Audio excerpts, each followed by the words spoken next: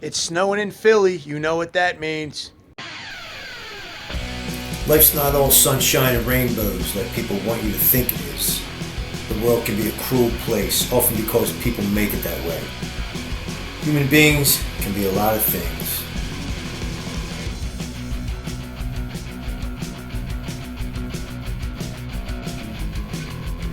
And I'm supposed to keep my mouth shut? Guess again. I'm Johnny V. Welcome to the youfa channel. Hey, welcome to the youfa channel. A couple quick things before we get started. I want to pay my respects to my good friend Anthony. 1 year ago today he passed. You're loved, you're missed. Rest in peace, bro.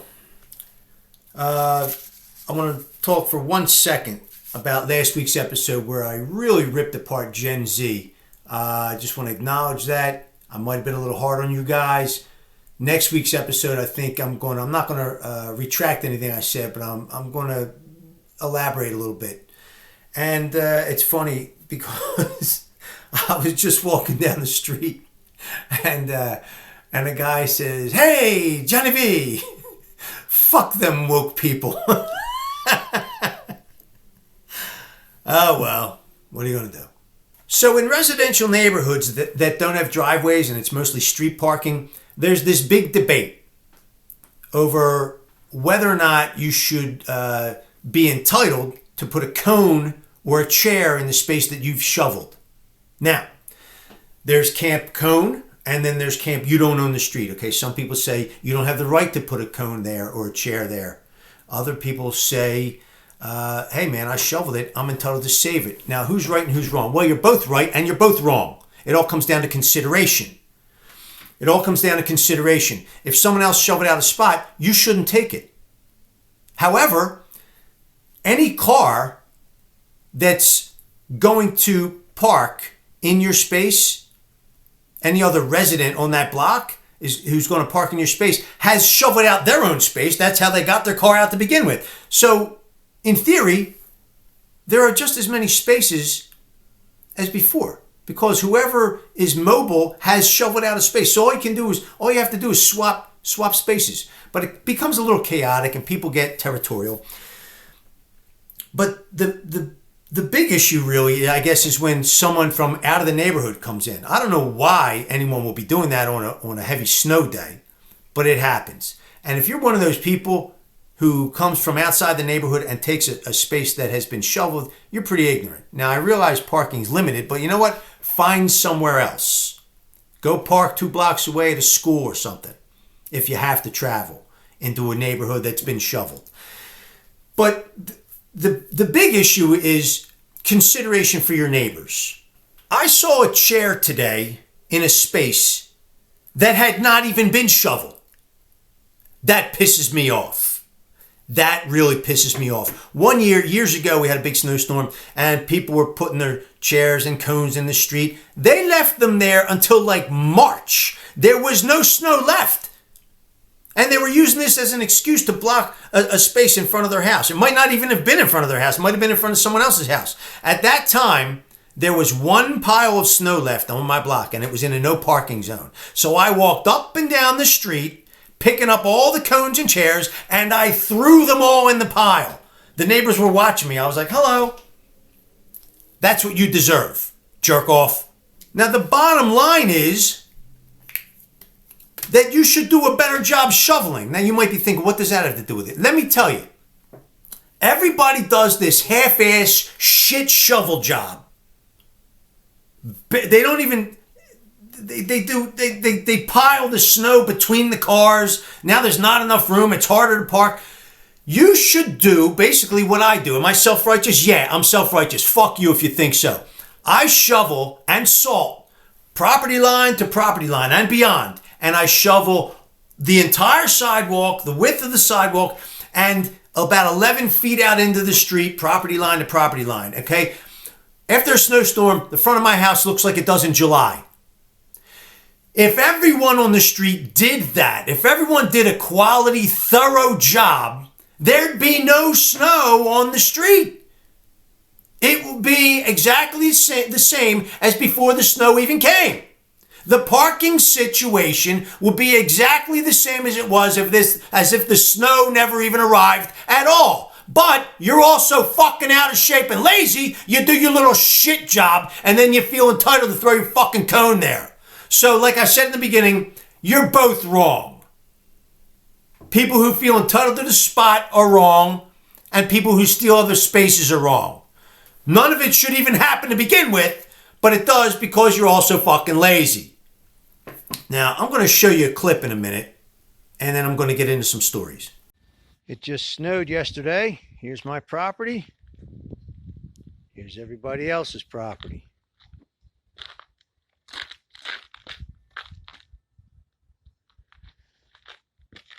It would look even better if we didn't have 500 cars a day driving down this private drive. So many years ago, I did exactly that. Did a nice, thorough job. And I try to lead by example. And people were making comments. Wow, John, you do a really nice job. And I'm like, yeah, thank you. And I did not put a cone or a chair there. I refused to do that. I thought everyone else would see it and do the same thing. Yeah, right. So one neighbor parks there. I left a note. Please don't park here, blah, blah, blah. Another neighbor, actually, I think he had moved away and came back for a day or two for some reason. He parks there. I wasn't sure who it was actually at the time. So now I'm really annoyed. I go in my basement, I get a piece of drywall, and I spray paint asshole. And I put this gigantic billboard out leaning against his car. He knocks on my door an hour later. Did you put this there? I'm like, yeah. Then a couple hours later, here's the big story. Third person parks there. Now I'm pissed. I have a school not far from here, a couple blocks away. Not even that, half a block away. You should park there. These people who took my space, now you might be thinking, yeah, I get it. No, you don't get it. I had the nicest spot on the block. I was the one who did it right. The rest of them and the rest of you don't. I am entitled to be upset. Of all the people on the fucking planet, I'm entitled to put a cone there, yet I didn't. And most of the neighbors respected that. So these people who didn't respect it, here's the irony. They drive down the street and they respect all the illegal cones and chairs, and then they see this clearly best spot on this block and they feel entitled to park there. So now I'm annoyed. I leave a 2-page note, and I wasn't nasty. Look, this took me 4 hours. It's noticeably the cleanest space on the block. Please be respectful, blah, blah, blah. I happen to be outside when this woman comes up and reads it. Big, loud woman. And she said, "Who the fuck wrote this?" I said, I wrote that. I'm just trying to make a point. "Oh, yeah? My husband's coming back here." I said, okay, I live right here. She said, "My mother lived at 1137. So she didn't even live on this block. I said, okay, that's nice. She said, "My daughter's sick." I said, "I'm very sorry about your daughter." She goes, "Fuck you." Okay. And then she goes, "I got something. I got something for you. I got something for you." And she waddles into the car, across the seat. She comes out with a pipe. Every time I tell the story, I say it's a pipe. It was a steering wheel club. Remember the clubs that used to go across the steering wheel to prevent theft? That's another story in itself. These big ridiculous things to prevent some fucking jerk off from stealing your car shouldn't even have to exist. Anyway, so she comes waddling up my steps, walks up my path, comes up to my porch. Oh, first of all, I'm hiding behind a pillar thinking she was going to get a gun. That was really stupid of me. I should have run in the house. But I was like, I wonder what she's going to get. So she comes waddling up with this thing over her shoulder like John Wayne. And she starts mouthing off some more. "You better back up. You don't know who you're fucking with." That's when I got pissed off. I better back up. I'm on my property. I better back up. I said, "You have no fucking idea who you're playing with, lady." And I caught myself. I said, "You know what? I'm not doing this. I'm just not doing this." So I get by her and I go down to her car and I go to the back of the car and I'm trying to memorize the license plate number because I'm going to call the cops because I don't want to get in a physical confrontation with a woman. And she comes walking down like this. "How do you like that? I chased you off your own step. I chased you off your own step." And I thought, Huh? She did. That's interesting. I'm like a little bitch. And that's what happens to neighborhoods. Bad people come around and all the good people flee. So I'm pondering that, and all of a sudden she just goes, ah, and charges me with this thing, swinging this club. And I'm like, uh-oh, I don't know what to do. So I'm like, eventually she's going to get me. So I had no choice. I grab her, I under her, I throw her down in the snow. Luckily, I threw her on the grass, where I had this 10-foot pile of snow that nobody else had because I cleared the street and the sidewalk properly. I didn't throw her down on the concrete, threw her down on the grass, on the pile of snow, and she's on her back screaming, I'm going to fuck you up. And I'm like, no, you're not. It's over. Stop. But she's still screaming. Now neighbors are coming out. I'm like, oh, this does not look good. This does not look good.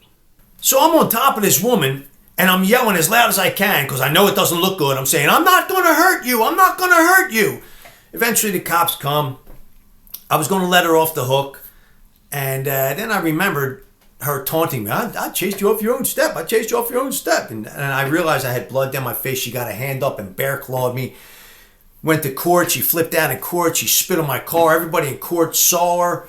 And it's just a disgrace. You know, and the funny thing is, it was like 8 o'clock at night that night, and all the other neighbors were in the living room sipping hot chocolate. I'm on my front lawn humping a water buffalo.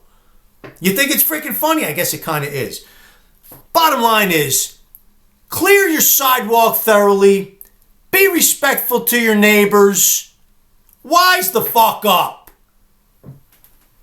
And that animal that attacked me, you'll never see my video, but fuck her, and if you're watching, fuck you.